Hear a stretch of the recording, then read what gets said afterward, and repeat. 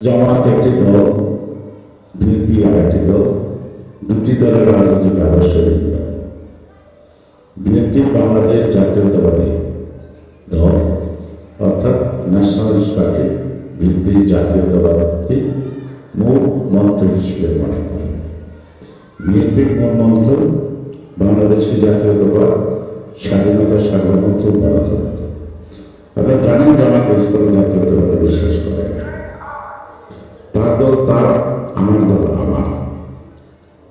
রাজনীতিতে আন্দোলন সংগ্রাম কখনো কখনো কখনো কখনো কৌশলগত কারণে অর্থাৎ আন্দোলনের জন্য ন্যূনতম কর্মসূচির ভিত্তিতে অনেক দল একসঙ্গে থাকে। শুধু জামাত আমাদের সাথে ছিল না, অনেক দল ছিল। আমাদের ছেলে 22-23টি দল ছিল, তাই না? তারপরে আমরা 27 দফার মধ্য দিয়ে আমরা বাংলাদেশে আরো অনেকদের পরামর্শে 31 দফার মধ্য দিয়ে এসব দলের হাসিনা বিরোধী আন্দোলনটাকে সফল করার জন্য আমাদের সাথে যুগপৎ আন্দোলন ছিল প্রায় 62টি রাজনৈতিক দল।